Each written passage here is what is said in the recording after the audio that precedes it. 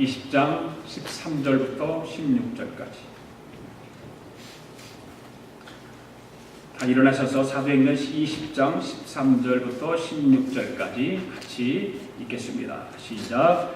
우리는 앞서 배를 타고 아소에서 바울을 태우려고 그리로 가니 이는 바울이 걸어서 가고자 하여 그렇게 정하여 준 것이라. 바울이 아소에서 우리를 만나니 우리가 배에 태우고 미들레네로 가서 거기서 떠나 이튿날 기호 앞에 오고 그 이튿날 사모에 들고 또 그 다음날 밀레도에 이르니라. 바울이 아시아에서 지체하지 않기 위하여 에베소를 지나 배 타고 가기로 작정하였으니 이는 들 수 있는 대로 오순절 안에 예루살렘에 이르려 급히 가미로라. 아멘.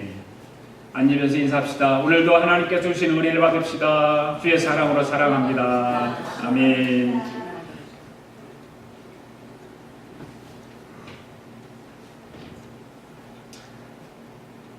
사람은 자기가 하는 일의 전문가가 되기 위해서는 그 일에 몰두하고 그 일에 미쳐야 합니다. 그래야 전문가가 됩니다. 열심히 공부하기 위해서 몰두하게 되면 그것을 보는 사람들은 공부에 미쳤다라고 얘기를 합니다. 노름을 하는 사람도 그 일에 몰두하다 보면 노름에 미쳤다 이렇게 말을 합니다. 세상에는 미친 사람들이 많습니다. 낚시에 미친 사람, 정치에 미친 사람, 스포츠에 미친 사람, 먹는 것에 미친 사람, 오락에 미친 사람, 여러 형태의 미친 사람들이 많이 있습니다. 여러분들은 사람들이 무엇에 미쳤다고 합니까?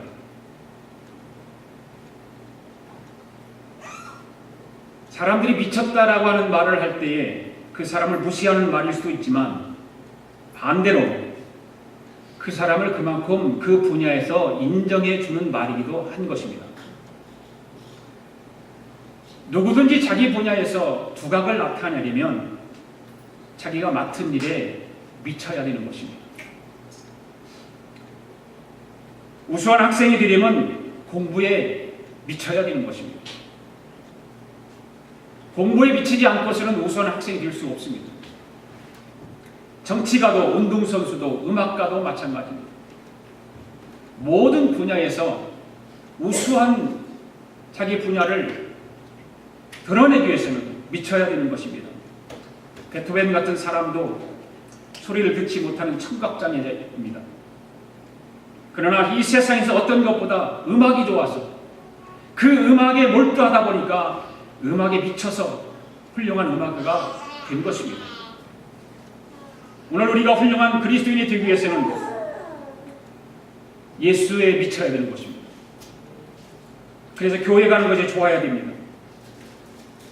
여러분들이 신앙생활하면서 주위에 예수에 미친 사람들을 가만히 보십시오. 예수에 미친 사람들은 기도하는 것이 좋다고 말합니다. 전도하는 것이 즐겁다고 말합니다. 예배하고 찬양하는 것이 기쁘다고 말합니다. 기도하는 것이 좋고 전도하는 것이 즐겁고 예배하고 찬양하는 것이 기쁜 사람들은 바로 예수에 미친 사람들입니다. 그 말은 생각하기에 달려 있습니다.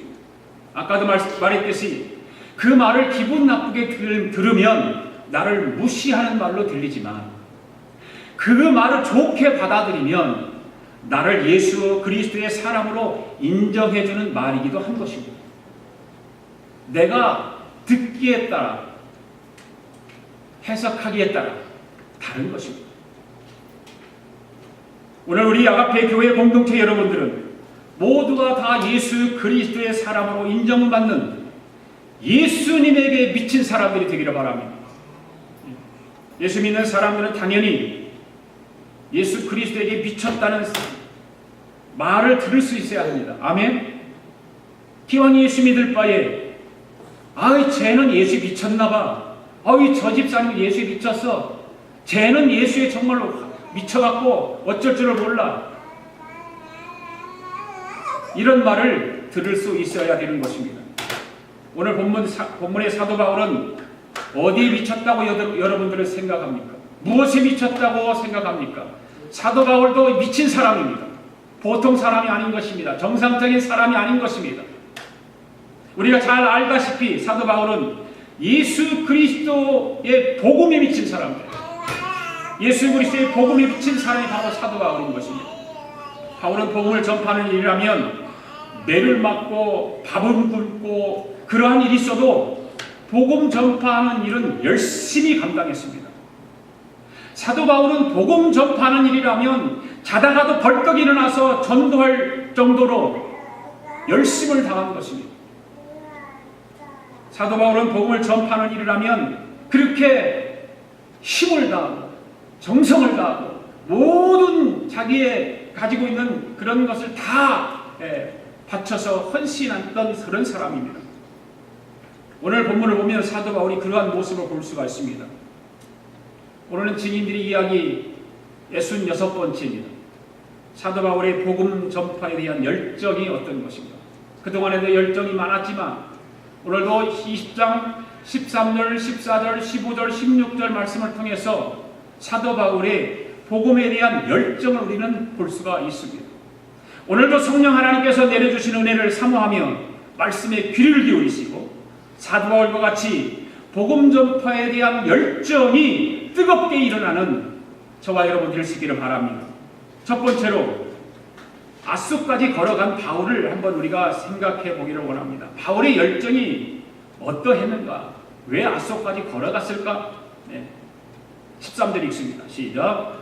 우리는 앞서 배를 타고 아소에서 바울을 태우려고 그리로 가니 이는 바울이 걸어서 가고자 하여 그렇게 정하여 둔 것이라. 자, 여러분 한번 우리 지도를 한번 봅시다. 지도를 한번 볼까요?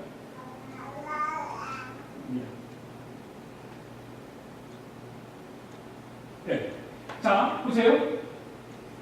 바울이 지난주에 때 고린도에서 바로 배를 타고 가지 않고 이리 쭉 육로를 해가지고 이리에서 어디까지 왔죠? 여기 어디예요? 보여요? 드로아까지 왔죠? 걸어서 배를 타고 가려고 하다가 죽을 것 같으니까 죽이려고 유대인들이 잡아서 고소하고 죽이려고 그러니까 배를 타고 가지 않고 그대로 육로로 갔다가 드로아까지 왔죠. 들어와서 바울과 유대인들이 기다리고 있었습니다. 자, 드로아에서 아소까지 오는데도 드로아에서 바로 아소까지 왔어요. 바로 아소까지 왔어요. 아소까지 오는 길도 다른 사람은 배를 타고 갑니다. 배를 타고 가는데 바울은 걸어서 갑니다. 네, 걸어서 갑니다. 이것이 바울이 걸어간 그 길이에요. 사진을 찾아보니까 성지순례 갔다 온 분들이 길을 이렇게 올려놨더라고요. 그래서 이게 바울이 걸어가 이런 자갈길입니다. 돌길입니다. 생각해 보세요. 돌이 없이 그냥 맨땅 같은 거 아니고 돌 있는 바위를 걸어 다녀야 되니까 이것이 얼마나 되느냐? 40km 정도 돼요. 40km에서 50km. 예, 10리 정도. 자, 4km, 아니, 100리 정도 되죠. 어마어마하게 긴 거리예요. 그 길을 다른 사람들은 배를 타고 가는데 바울은 걸어갑니다. 자, 지난 주간에 우리는 드로아에서 밤을 새우면서 바울이 복음을 전하는 사도 바울의 사역을 우리는 보았습니다. 공부했습니다. 거기서 무슨 일이 있었습니까? 유두고가 3층 문지방에 걸터 앉아서 바울의 설교를 듣다가 졸음을 이기지 못하고 떨어져 죽었습니다. 그런데 죽은 거로 끝난 것이 아니라 하나님의 능력을 통해서 다시 살아났습니다. 그런 역사가 지난주일에 있었습니다. 바울이 드로아에 머문 시간은 단 하루였습니다. 그래서 계속해서 말씀을 강론한 것입니다. 쉬는 시간도 없이 말씀을 강론하니라 많이 피곤한 상태였겠죠. 힘들었겠죠. 잠을 자지 않고 말씀을 강론합니다. 그냥 하루 쉬었다가 가도 누가 뭐라고 하지 않습니다. 그냥 좀 쉬도 됩니다. 그런데도 불구하고 바울은 복음을 전파하는 일은 쉬지 않고 열정을 다해서 전했습니다. 얼마나 피곤했을까요? 얼마나 힘들었을까요? 그런데 그렇게 피곤하게 복음을 전파하고 나서 아소라는 곳으로 이동을 해야 되는데 그냥 배를 타고 편하게 가면 얼마나 좋을까요? 그런데 바울은 그렇게 편하게 배를 타고 이동을 하는 것이 아니라 자기와 함께한 모든 일행들은 배를 타고 가게 하고 자기는 혼자서 걸어서 아소로 가는 것입니다. 여러분, 바울이 왜 배를 타고 가지 않고 그 아소까지 그 긴 길을 걸어서 갔을까요? 왜 어려운 길을 선택했을까요? 저는 한번 생각해 보았습니다. 바울이 왜 그랬을까? 그래서 주석을 찾아보고 참고서를 찾아보고 다른 목사님 설교는 어떻게 했나 찾아보니까 바울의 마음속에는 걸어가면서 한 사람이라도 복음을 좀 전해야 되겠다.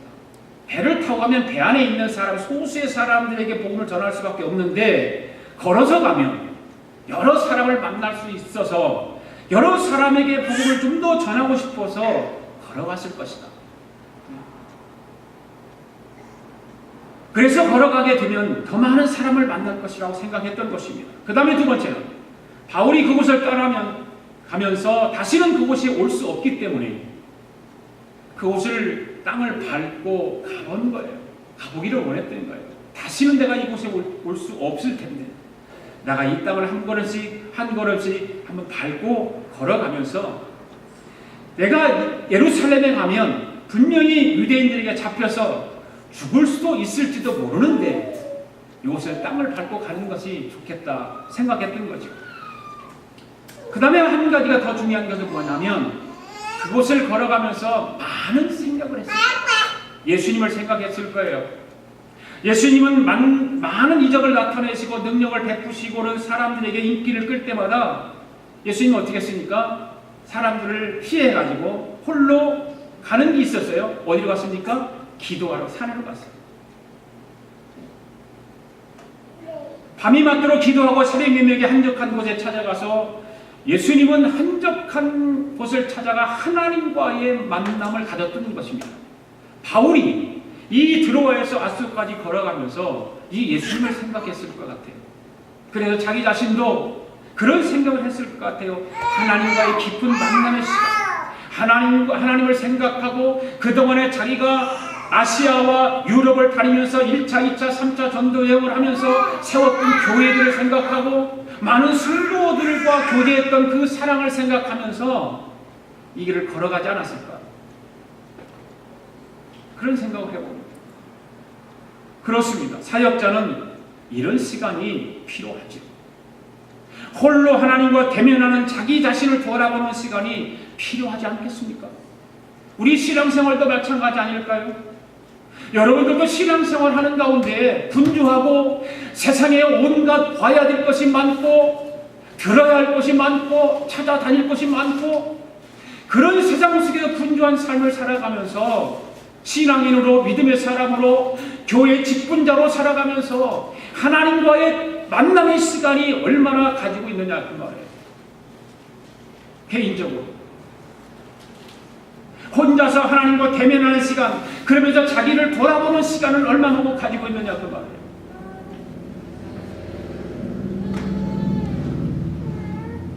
그런 시간을 가지면 굉장한 나에게 유익한 시간이 많이 있죠. 썸타임 여러분들 가끔 그런 시간이 가질 때는 있겠죠. 혼자만의 시간, 드라이브를 하는 시간이라든지 어떤 사무실에 앉아서 뭔 일을 한다든지 그럴 때에 일에 몰두해서 다른 직장의 일을 하기도 하겠지만 잠시 짬을 내서 하나님과의 대면의 시간, 나에게 맡겨진 하나님께서 맡겨진 사명을 어떻게 내가 잘 감당하고 하나님의 일을 하면서 영광을 올려드릴까, 내 신앙을 돌아보는 그런 시간도 필요하지 않을까요? 그러면서 내가 잘못된 것을 깨닫고 우리에게 들었던 영적 자세를 가다듬고 그러면서 한 걸음 한 걸음 업그레이드 되어서 나간다면 하나님은 얼마나 우리를 기뻐하실까요? 가장 중요한 것은 바울이 드로아에서 아소까지 걸어가면서 하나님과의 대면의 시간을 가졌다는 거예요. 하나님과의 대화의 시간을 가졌다는 것입니다.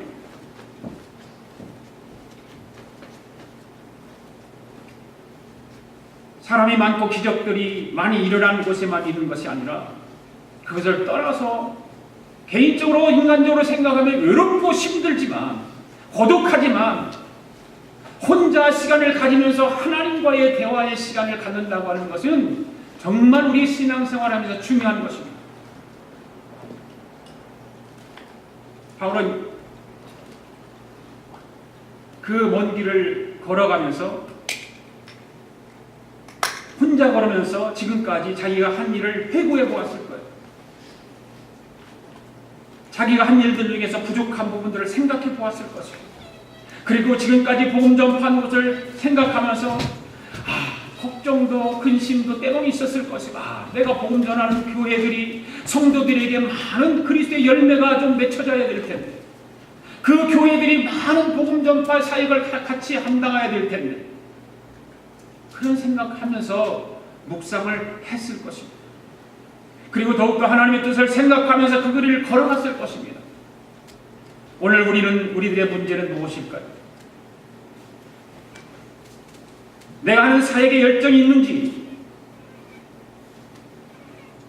아무 열정도 없이 주님을 잃어버리고 하지는 않는지 한번 생각해 봐야 돼요. 내가 교회 안에 주님의 부름받은 자로 신앙생활하면서, 직분자로 신앙생활하면서 주님을 깡그리 채 잊어버리고 살아가지는 않는지, 주님 일을 한다고 하지만 내가 하는 사역에 열정이 있는가? 주님이 내 안에 계시는가? 교회는 다니기는 다니는데 내 안에는 주님은 안 계시고, 내가 나를 주관하고 내 마음대로 살고, 이런 걸 한번 성찰해 볼 시간을 가져야 되지 않을까요? 바울의 복음 전파 사역에 대한 열정은 대단한 열정이었습니다. 우리는 그래서 이런 것을 배워야 되는 것입니다. 드로아에서 밤을 새우면서 말씀을 강해한 일도, 아수까지 보도로 걸어가면서 복음을 전하는 일도 복음에 대한 열정이 없었으면 이런 감당을 할 수가 없겠죠. 그 열정 때문에 예수님 만나서 자기가 세상 사람으로서 예수 믿는 사람을 핍박하고 괴롭힘을 주고 때로는 죽이기도 하고 그런 일을 감당했던 사람인데, 예수님을 만났어요. 이제는 내가 변화되어서 새로운 사람으로 복음 전파자로 복음을 부끄러워하지 않는, 어디를 가든지 복음을 담대하게 전하는 그 바울의 사역은 대단한 열정이었던 것입니다. 하나님은 오늘 우리에게도 이러한 열정을 가지고 복음 전파자로 사명을 감당하기를 원하십니다. 아멘. 사랑하는 교회 여러분, 죽어가는 영혼을 찾아다니며 복음 전파합시다. 아멘. 네. 두 번째로 바울이 아시아에서 이제 지체하지 않으려고 했다는 거예요. 16절이 있습니다. 시작. 바울이 아시아에 지체하지 않기 위하여 에베소를 지나 배 타고 가기로 작정하였으니 이는 줄 수 있는 대로 오순절 안에 예루살렘에 이르고 급히 가미라. 이 우리가 읽은 16절 말씀 전에 14절과 15절의 말씀을 보면 바울은 이제 배를 타고 예루살렘의 행선을 시작합니다. 이때는 배를 탔어요. 여기서는 워낙 거리가 멀고 그렇기 때문에. 그래서 아스에서 미둘레네로, 미둘레에서 기호섬으로, 기호섬에서 사모로, 사모에서 밀레도로 배를 타고, 에베소가 더 가까운데, 지도상으로 가면 에베소가 가까운데 에베소에 들리지 않고 그냥 밀레도로 그냥 갑니다. 그래서 밀레도에서 바울이 3년 동안 목회합니다. 에베소하고는 가까운 지역이에요. 그래서 밀레도로 에베소에 있는 장로들을 다 불러가지고 거기서 강해를 하고 또 말씀을 나누고 이런 일을 하죠. 왜 이 에베소에 들리지 않았을까? 바로 바울이 어떻게든지 오순절 날까지 예루살렘에 당도하기를 원했던 거예요. 예루살렘의 오순절, 이번 오순절만은 예루살렘에 가서 내가 이 절기를 지켜야 되겠다. 여러분, 바울이 거쳐간 그 여정들은 결코 편안한 여정이 아니었어요. 쉬운 여정은 아니었어요. 잠시 쉴 새도 없이 너무 힘들고 어려운 여정이었어요. 고린도후서 11장 23절에 기록한 바울의 고백과 같이 제대로 잠을 자지 못하고 제대로 먹지도 못하고 제대로 입지도 못하고 추위에 떨면서 그렇게 복음을 전하기 위해서 부지런히 다녔다라고 바울은 고백하고 있어요. 바울은 정말 위대한 예수 그리스도의 복음을 열정적으로 전한 전도자입니다. 오늘 우리는 사도 바울과 같지는 못한다 할지라도 흉내라도 낼 줄 알아야 되지 않을까요? 그 흉내 한 번 못 내보고 신앙생활을 마감한다면 하나님 앞에 섰을 때에 어떨까요? 누구를 붙들고라도 그 생명의 복음을 한 번이라도 전해봐야 되지 않을까요?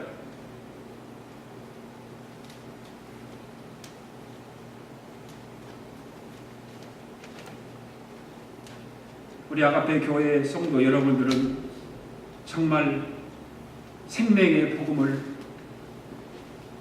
전파할 수 있는 그런 믿음의 사람들 되기를 바랍니다.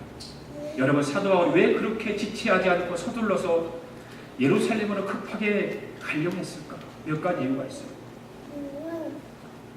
아시아에는 이제는 복음이 다 전해졌기 때문에 아시아에 성경에 그렇게 기록되어 있죠? 19장 10절 말씀 한번 봅시다. 19장 10절 말씀.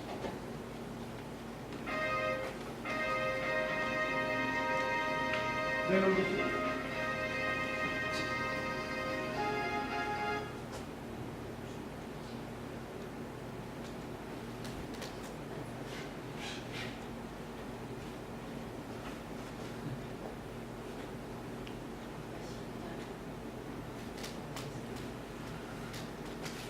19장 10절 말씀에 보면 써놨나요?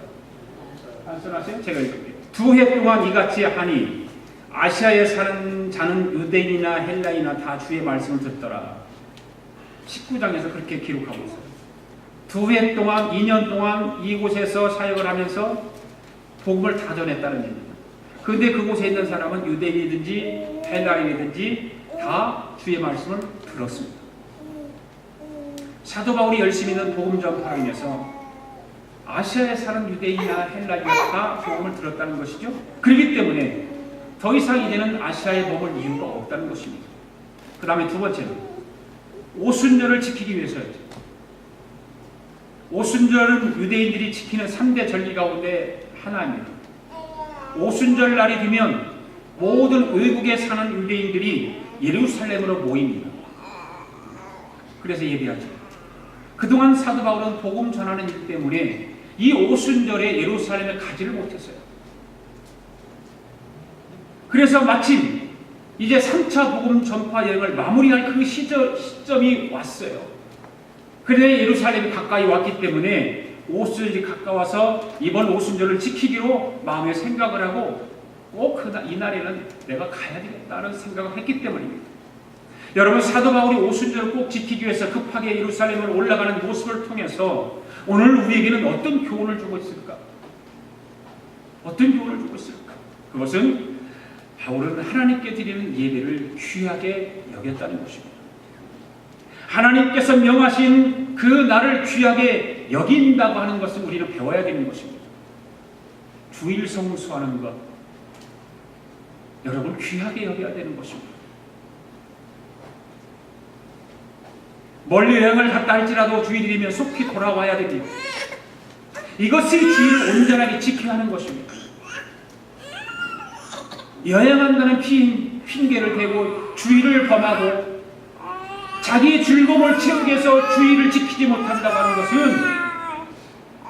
우리 신앙을 돌아봐야 되는 것입니다. 집에서 열심히 일을 하는 것도 마찬가지예요. 열심히 일을 하다가도 쓸데없이 시간을 지체하지 말고 서둘러서 일을 마치고 예배에 참석하고 은혜를 받고 하나님께 영광을 돌려야 되는 것입니다. 우리는 바울이 바로 이러한 오순절날에 예루살렘으로 가기를 원하는 이 모습들을 보면서 바로 이러한 것을 배워야 됩니다. 우리는 지금 너무나도 자유스러운 신앙생활을 하고 있죠. 너무 자유분방하죠.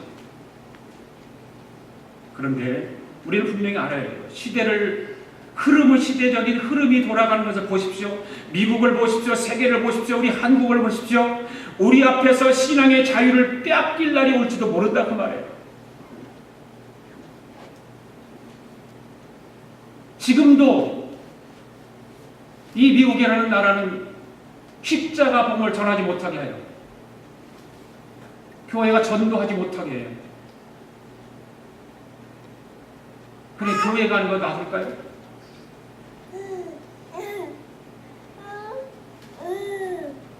북한이나 중국같이 나라에서 정해놓은 교회 몇 개 해워놓고 거기만 가서 예배 드리라 그날이 올지도 모르잖아요.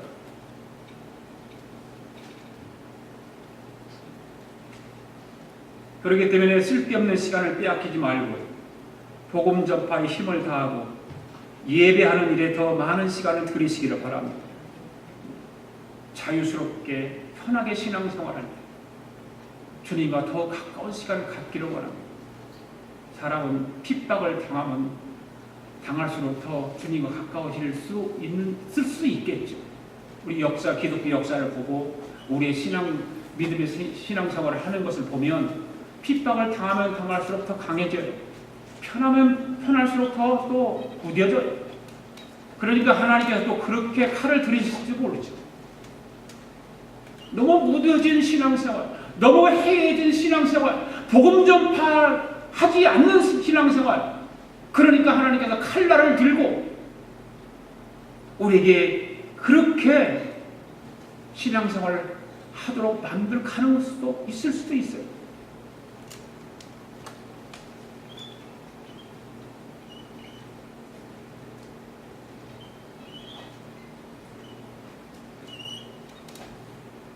예배 시간을 하나님 앞에 예배하는 것을 정말 귀하게 여길 수 있기를 바랍니다.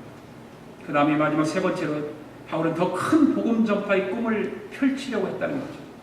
그 열정이 있었습니다. 19장으로 한번 들어갑시다. 19장 21절 시작. 이 일이 있은 후에 바울이 마게도냐 아가야를 거쳐 예루살렘에 가기로 작정하여 이르되 내가 거기 갔다가 후에 로마도 와야 하리라. 이미 우리 19장에서 이 말씀을 보았죠.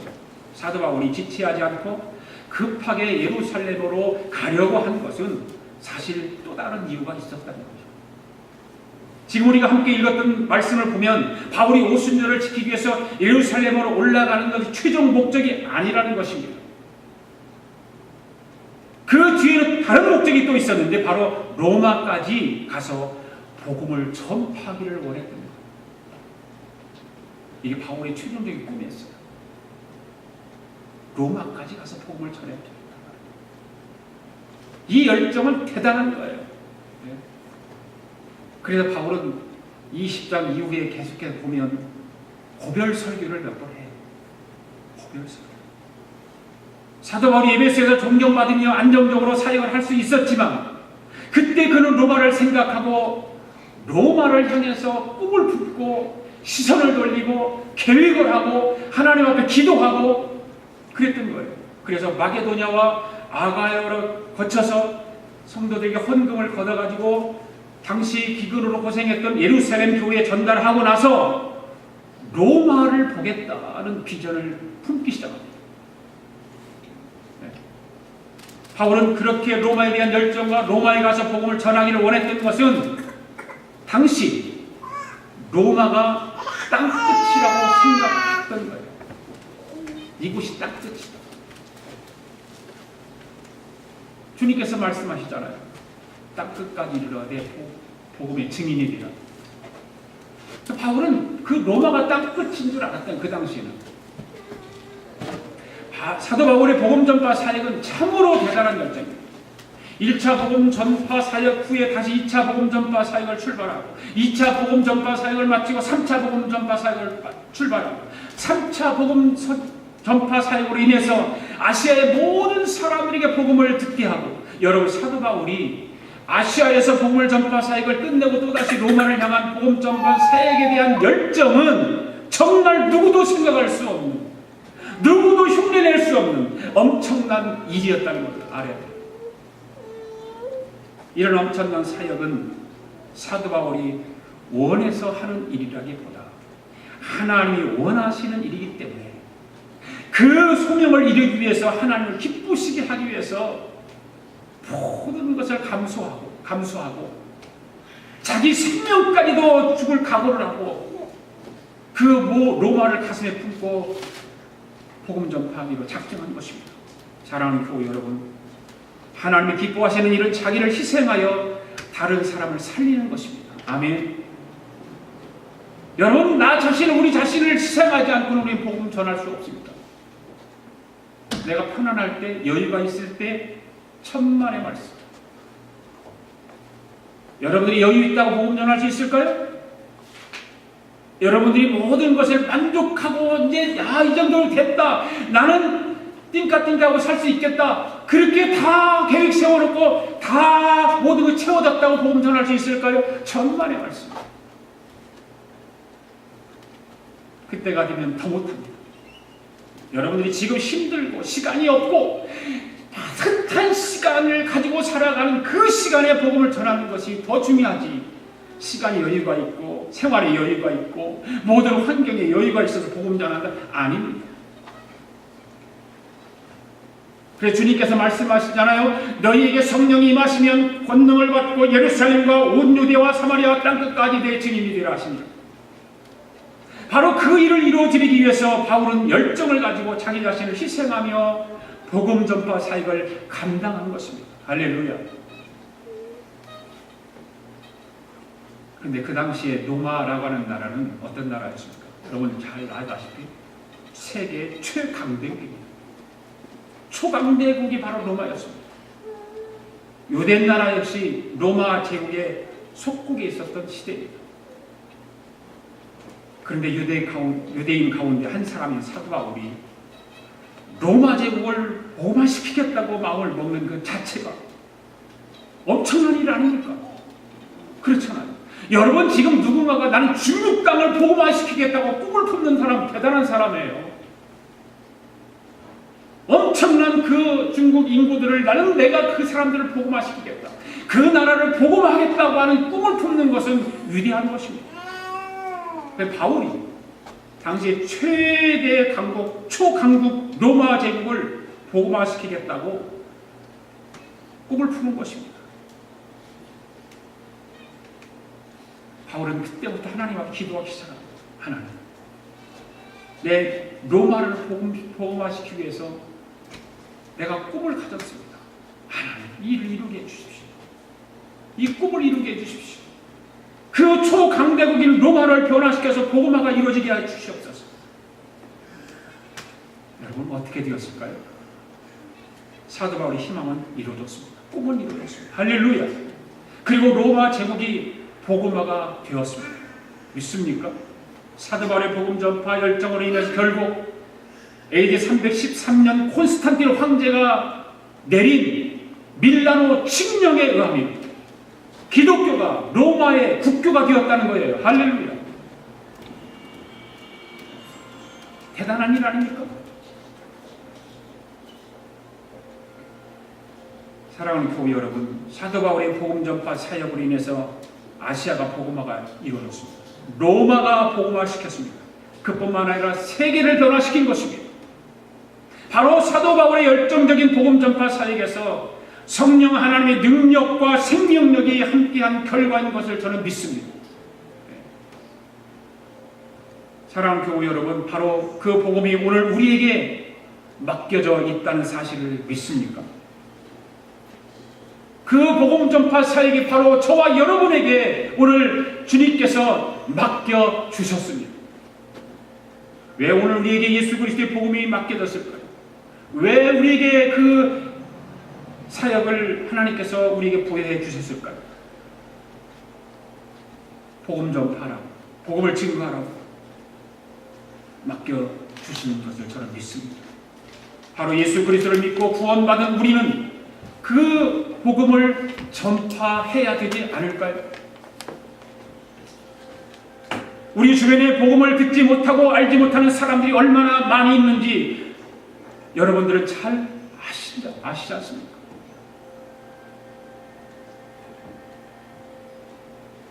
여러분, 그러한 사람들에게 예수 그리스도의 복음을 전할 수 있게 바랍니다. 그리고 구원의 길을 인도합시다. 하나님께서 우리에게 부여해 주신 사명이 그겁니다. 사람이 행복한 삶을 살아가는 데 세 가지 필요하다고 하지 않습니까? 일이 있다는 것이 행복한 것이고, 사랑의 대상이 있다는 것이 행복한 것이고, 꿈과 희망이 있다는 것이 행복하다는 것. 바울을 돌아보면 바울이 그래서 행복한 사람이었다는 거예요. 바울이 사역을 통해서 힘들고 고통받고 어려움이 있었지만 최종적으로 바울은 행복한 사람이었어요. 바울이 전도하는 것은 바울에게 있어서는 하나님의 일이었습니다. 사도 바울은 전도할 사람이 그의 사랑의 대상이었다고 하는 거죠. 사랑할 수 있는 사람이 바울은 항상 있었기 때문에 행복한 사람이었습니다. 그리고 사도 바울은 복음을 전파하는 것이 그의 꿈이었고 희망이었기 때문에 일이 있고 사랑하는 사람이 있고 꿈과 희망이 있어서 행복한 사람이었다고 하는 것입니다. 오늘 저와 여러분들도 그런 행복한 사람들이 되기를 바랍니다. 무디 선생을 여러분 잘 알 것입니다. 무디 목사님이 어느 날 한 사람이 찾아와서, 목사님, 저는 성경을 읽는데 읽어도 이해가 되지 않아요. 어떻게 하면 좋을까요? 그리고 무디 목사님이 이분에게 말하기를, 성경을 읽다가 성경이 이해되지 않으면 성경을 콱 덮어버리고 나가서 복음을 전해보십시오. 그리고 와서 성경을 다시 읽으십시오. 그러면 이해가 갈 겁니다.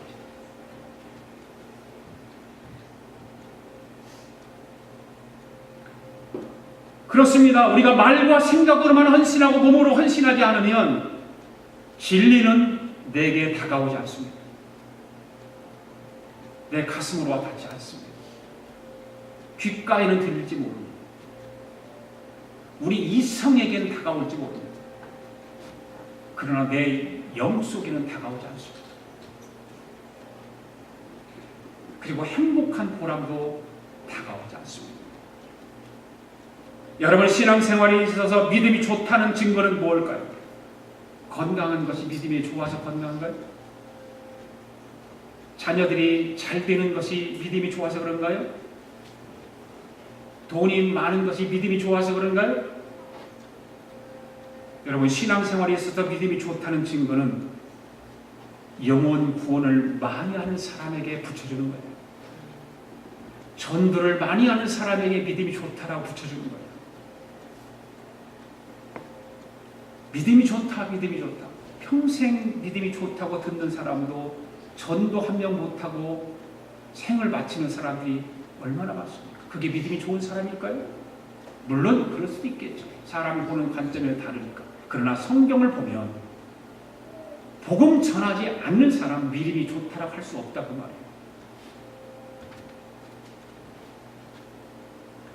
영혼 구원에 관심을 두면 하나님 그 일을 할 수 있는 힘과 능력과 여건을 주실 뿐만 아니라 환경의 축복도 허락해 주시는 줄 믿습니다.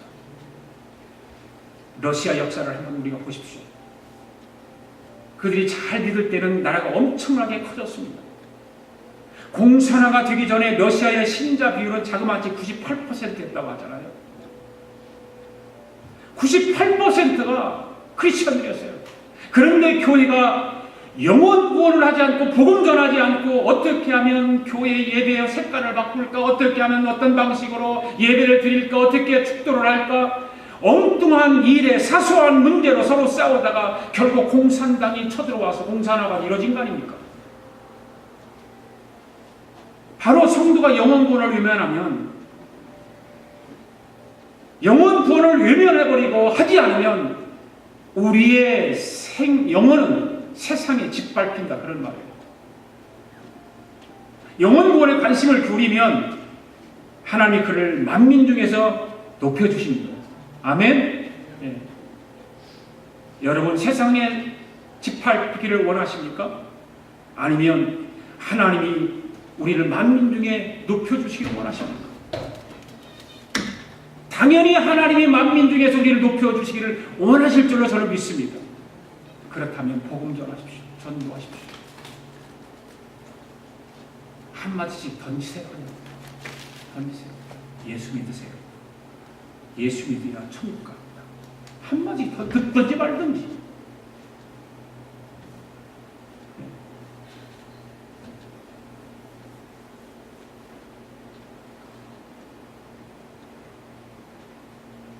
한 영혼을 천하보다 귀하게 보시는 그 주님 마음 우리도 갖기를 원합니다. 그리고 여러분 예수 그리스도에 붙잡히게 되기를 바랍니다. 예수님에게 붙잡혀 사십시오. 세상에 붙잡혀 살지 마십시오. 세상 것에 붙잡혀 살지 마십시오. 예수님에게 붙잡혀 사십시오. 그게 진짜 예수 믿는 사람이고 행복한 사람이고 여러분이 모든 생각과 계획하는 것이 잘 되는 길이란 말이지 그것은. 그리고 그 예수님을 위해서 여러분의 생애를 한번 바쳐보십시오. 드려보십시오. 그분에 여러분의 생각도 드리고 여러분의 마음도 생각 드리고 다 드려보십시오. 절대 손해 안 납니다. 망할 것 같고 불행할 것 같고 재미없을 것 같고 해보지도 않았잖아요.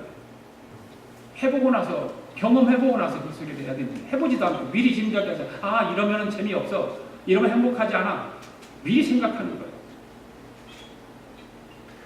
사도 바울이 그 열정을 가지고 복음 전했던 그 열정들이 우리에게도 조금씩 일어나기를 바랍니다.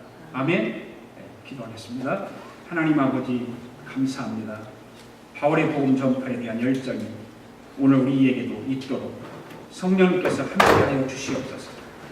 우리에게도 영혼 구원의 열심을 다할 수 있는 능력을 주시옵소서. 감사드리며 예수님의 이름으로 기도드립니다. 아멘.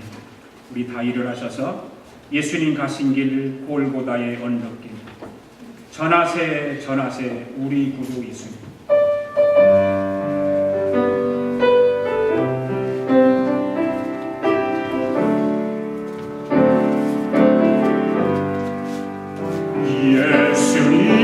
예수님 가신 길 골고다의 언덕길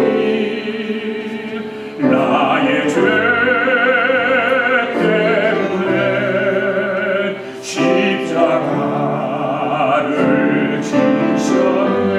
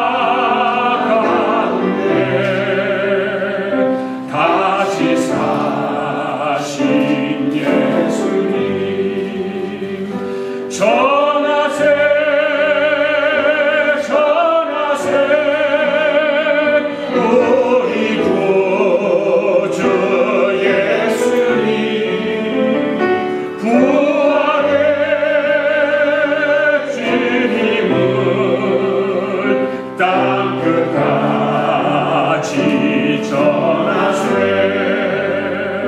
주님의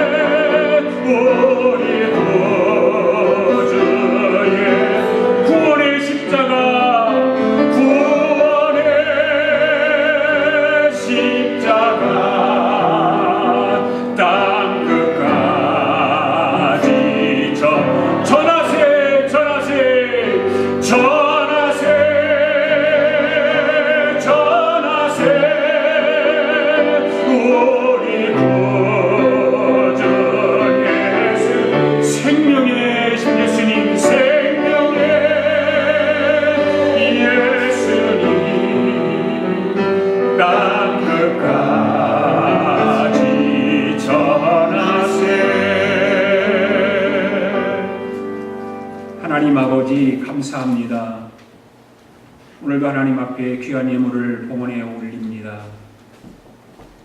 우리를 한 주간 동안 축복해 주시고 인도해 주시고 보호해 주신 것 감사하여 소득의 10분의 1을 구별하여 11조 예물로 하나님 앞에 올립니다.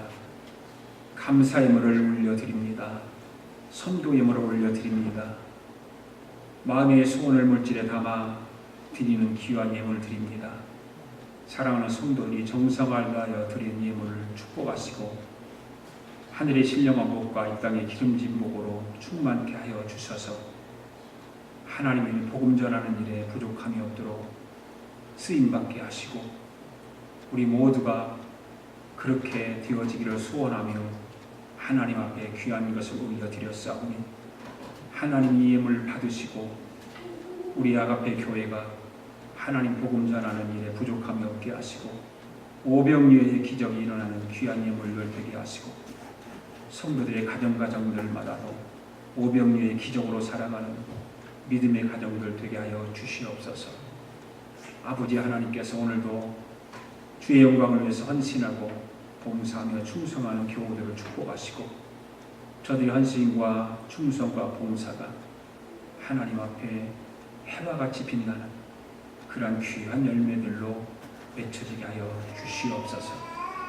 지금은 우리 주 예수 그리스도의 은혜와 하나님 아버지의 그 크신 사랑과 성령님의 감동감화 충만하신 역사가 바울의 복음 전파 열정이 우리에게도 있기를 소망하고 돌아가는 사랑하는 성도들 머리머리 위에와 성도들의 가정과 직장과 경영하는 기업 위에와 우리가 살고 있는 이 미합중국과 하나밖에 없는 이 조국 위에와 주의 이름으로 모이는 교회 위에 지금으로부터 영원토록 함께 하시기를 예수님의 이름으로 축원하옵나이다. 아멘.